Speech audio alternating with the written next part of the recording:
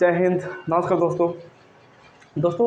आज एक important chapter लेकर आए हैं आप लोगों के सामने। चैप्टर नहीं है, इसको चैप्टर नहीं कहा जाए तो रिसेंट में जो हमारे देश के अंदर चल रहा है, कंट्रोवर्शियल चीज़ें हैं या फिर लोगों की अपनी डिमांड है, उसके बारे में बात करेंगे। तो देखिए, एक भील जनजाति होती है, ट्राइब्स है, शेड्यूल्ड ट्राइब्स। भील भील जो कि बहुत इंडिया के कई सारे स्टेट में पाए जाते हैं, जैसे कि आपका राजस्थान हो गया, मध्य प्रदेश हो गया। भील जो जनजाति है, हम देखिए कहाँ कहाँ पाए जाते हैं इसके बारे में। छत्तीसगढ़ हो गया, गुजरात, कर्नाटका, मध्य प्रदेश, महाराष्ट्र और राजस्थान, त्रिपुरा में ये एक भील जनजाति पाई जाती है। तो हम आज उस टॉपिक पे बात करने के लिए आए हैं कि भील जनजाति कुछ डिमांड कर रहे हैं गवर्नमेंट से कि हमें अपनी एक अलग स्टेट बनाने की मान्यता मिले, हम अपनी एक अलग स्टेट में रहें। क्योंकि शायद अकॉर्डिंग टू उन लोगों के हिसाब से वो लोग सोच रहे हैं कि हमें जो भी चीज़ें गवर्नमेंट के द्वारा, जो गवर्नमेंट की स्कीम्स है, वो ज़मीनी ग्राउंड लेवल तक उन लोगों के पास नहीं आ पा रही है। इसलिए वो लोग सोच रहे हैं कि हम अपना ये चीज़ करेंगे। तो आइए आज इसके बारे में हम डिस्कशन करेंगे। और मेरा नाम है कामेश्वर कुमार। आप लोगों को आज हम बताते हैं ये भील क्यों अपना डिमांड कर रहे हैं, क्यों मांग कर रहे हैं भारत में अपनी एक अलग स्टेट के लिए। तो देखिए, सबसे पहले हम भील की हिस्ट्री के बारे में जान लें। तो भील जो जनजाति है, ये आर्य से पहले की है, पूर्व आर्य, यानी कि आर्य जब आए थे उनसे भी पहले की ये जनजाति है, इंडिया में रह रही है। इन लोगों की डीएनए जो है कि आर्य से मैच नहीं करता है।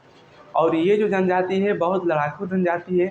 इस जनजाति में धनुष चलाने के लिए बहुत ये लोग एक्सपर्ट होते हैं धनुष चलाने में। और इन लोगों की जो सोच होता है, जो मानसिकता होता है, वो एक लड़ाकू प्रजाति के होते हैं। बट रिसेंटली में ये लोग अभी क्या है कि जिस जिस स्टेट में बिलोंग कर रहे हैं, एग्रीकल्चर में ये लोग पूरी तरह से अपने को ढाल लिए हैं, एग्रीकल्चर वगैरह काम कर रहे हैं। तो देखिए, हम आपको बता दें कि यह गुरिल्ला वार जो होता है ना, गुरिल्ला युद्ध के लिए भी विशेषज्ञ है ये जो जनजाति है। अपनी जो गुरिल्ला वाले युद्ध होते हैं, छिपकर अटैक करना, मारना, दौड़ा कर, ये जो सारी चीज़ें होती है, ये लोग स्पेशल होते हैं। इन लोगों की तीरंदाजी जो होती है सबसे बेटर होती है। और ये जो है जब हमारे आप लोगों को पता है कि हमारे स्टेट की बहुत सारे बंटवारा हुए थे। जैसे एमपी से कटकर छत्तीसगढ़ बटा था, यूपी से उत्तराखंड, और ये यूपी से उत्तराखंड, एमपी से छत्तीसगढ़। ये मोस्टली बिहार से झारखंड भी बटा था। बट आई थिंक जब हम बात कर रहे हैं कि जनजाति का हाथ ज़्यादा मात्रा में है, तो हम उसकी बात करेंगे। और ये लोग अपनी डिमांड इसलिए कर रहे हैं ताकि इन लोगों को लग रहा है कि नहीं, हम अपनी डिमांड करेंगे तो हमारे स्टेट में जो भी होगा ज़्यादा मात्रा में डेवलप होगा। तो हम कई सारे पक्ष, हम किसी ना पक्ष ना विपक्ष, हम बात करेंगे सीधे समकक्ष का, सबके बात करेंगे। तो अगर मान लीजिए कि अगर ये बंटवारा हो रहा है तो देश के ऊपर प्रभाव क्या पड़ेगा, क्या इसका साइड इफेक्ट आएगा, क्या नहीं आएगा, हम इसके बारे में जानने के प्रयास करेंगे। देखिए, हम आपको बता दें कि अकॉर्डिंग टू इनके हिसाब से जो है, ये लोग डिमांड क्या कर रहे हैं, किस किस स्टेट से डिस्ट्रिक्ट को बंटवारा करके और अपने स्टेट को लागू करना चाहते हैं। तो वो ये है कि ये लोग, जैसे कि ये गुजरात के 16 ज़िले हैं उसको ऐड कर रहे हैं, राजस्थान के 10 ज़िले, 10 ज़िले, मध्य प्रदेश के 7 ज़िला और महाराष्ट्र के 6 ज़िले को ये लोग क्या कर रहे हैं, इनको अपने तरफ से कह रहे हैं कि इसको एक हम क्या बनाएंगे, स्टेट बनाएंगे, स्टेट राज्य बनाने की प्रयास कर रहे हैं।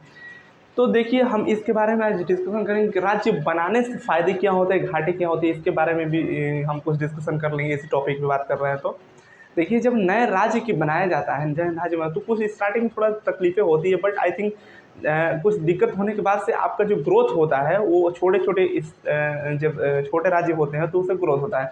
बट एक चीज़ है कि जब सेंट्रलाइजेशन होती है, जो सेंट्रल लेवल से देखा जाता है, तो वो सेपरेट हो जाते हैं। तो थोड़ा सा वहाँ पे एक अलग सिस्टम, अलग हर चीज़ न्यू न्यू करना पड़ता है। प्रशासनिक पुलिसिंग सिस्टम्स एंड अलग जो भी मिनिस्ट्री है, सब अपनी अपनी वर्क करती हैं वहाँ पे। तो थोड़ा सा दिक्कत का सामना करना पड़ सकता है। अब देखिए, हम एक डेवलपमेंट की बात करें कि जिस समय यूपी से उत्तराखंड कटा हुआ था, उस समय उत्तराखंड का जो डेवलपमेंट था 9.31% था, और यूपी का डेवलपमेंट कितना था, 6.29%। यानी सबसे यूपी से ज़्यादा डेवलपमेंट क्या है, यूनियन ये उत्तराखंड आपका किया है।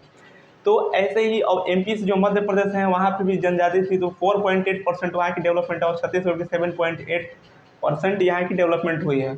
हालांकि हम आज डिस्कशन करते हैं कि छत्तीसगढ़ में बहुत सारे आदिवासी लोग हैं और वो लोग नक्सलिज्म को फॉलो करते हैं वहाँ के लोग, और उसको बढ़ावा दे रहे हैं, और ये गलत बात है। लेकिन सरकार उसके लिए बहुत सारे कदम उठाई है, लोगों को समझाना, नक्सलियों को समझाना, अपने एक इस प्रशासनिक धारा में लाने के प्रयास कर रहे हैं, भारत के सिटीजन बनाने के प्रयास किया जा रहा है इन लोगों को। तो इसके पर्सपेक्टिव से जो डेवलपमेंट होते हैं उसके पर्सपेक्टिव से डेवलपमेंट तो होते हैं जब स्टेट की डिवाइड होती हैं तो ज़्यादा मात्रा में ग्रोथ करते हैं। और दूसरी बात कि वो अपने लोकल एरिया का जो भी बात होता है, जो डेवलपमेंट की बात है, वो ले जाकर सदन में कहते हैं, पार्लियामेंट में बताते हैं कि नहीं हमारे यहाँ इस चीज़ की कमी है, इस चीज़ की वो हुआ है। तो लोग उसको सुनते हैं और सुनने के बाद क्या करते हैं कि उस बिल को पास किया जाता है, तो उनकी ज़्यादा सुनवाई होती है। और जो बड़ा स्टेट है वहाँ पे भी डेवलपमेंट होता है, बट आई थिंक आप नहीं कर सकते हैं कि एक ज़िले में ये हो रहा है, एक ज़िले में ऐसा है, एक ज़िले की स्थिति ऐसा है। आप टोटली एक स्टेट लेवल पे सोचेंगे कि नहीं हम सबका विकास करें, ठीक। तो इसलिए ये इसके बारे में हम कह रहे हैं कि ये लोग, इनकी मानसिकता मेंटलिटी ये है कि हमारा जो स्टेट है जो बन जाएगा भील वालों का, ये अलग हो जाएगा। दूसरी बात देखिए, इन लोगों का एक मशहूर जो होता है कि बलेश्वर मेला लगता है, बलेश्वर मेला भील जनजाति का, वो होता है सोम और माही नदी के तट पर लगाया जाता है। बलेश्वर मेला भीलों के लिए होता है। और हम आप लोग को बता दें कि 2011 की जनगणना के अनुसार 1.7 करोड़ आबादी, सबसे बड़ा जनजाति था पूरे इंडिया में भील जनजाति का। सबसे बड़ा जनजाति आबादी जो था भील जनजाति का, ये 1.7 करोड़ था जनजाति। इसलिए इन लोगों की डिमांड करने की ये सोच रहे कि हमारी एक मेजोरिटी में पॉपुलेशन है तो हम इसका डिमांड करेंगे।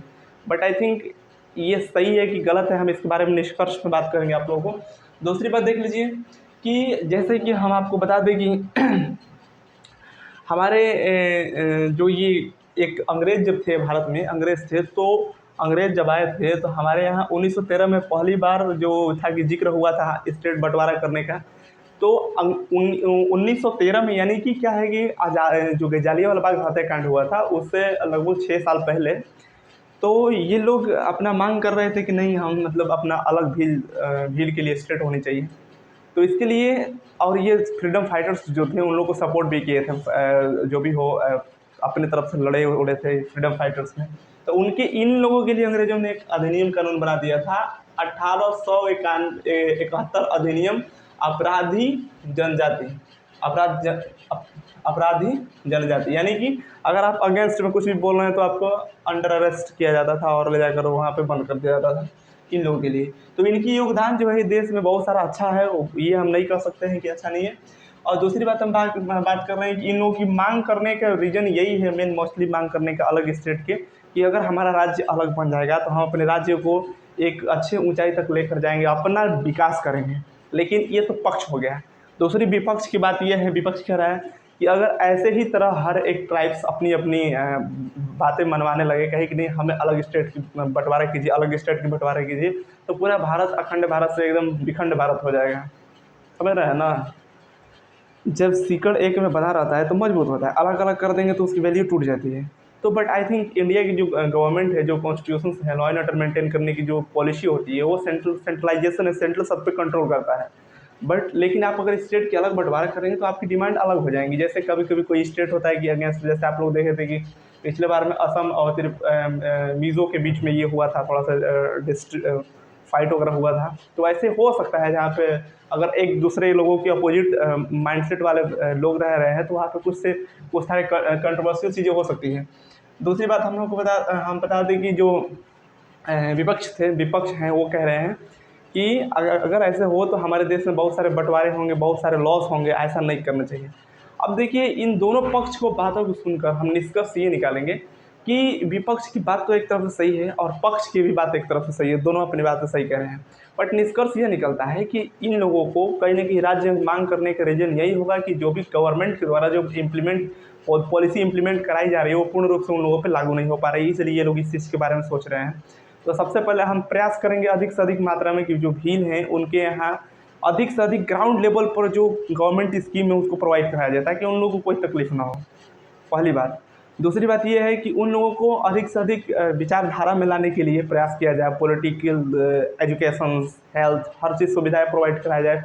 वहाँ ही नहीं बल्कि हर एक स्टेट में, हर एक जगह पे, हर एक डिस्ट्रिक्ट में, ताकि कोई व्यक्ति हो वो ऐसा प्रयास न करे कि नहीं हमें आप क्या है कि अलग स्टेट दीजिए, अलग डिस्ट्रिक्ट दीजिए। तो ये सारे निष्कर्ष हैं। और निष्कर्ष में हम ये बताएंगे कि जो ये स्टेट मांग करने की है उससे कुछ लॉस भी होते हैं, कुछ प्रॉफिट भी होते हैं। बट आई थिंक सारे एजेंडे और जो भी सारे इसके जो अंदर आते हैं स्ट्रक्चरल, क्या क्या होता है क्या नहीं होता है, हम आपको ऑलरेडी अंदर मेंशन कर चुके हैं। तो भील जो थे, भील हैं, इनको मांग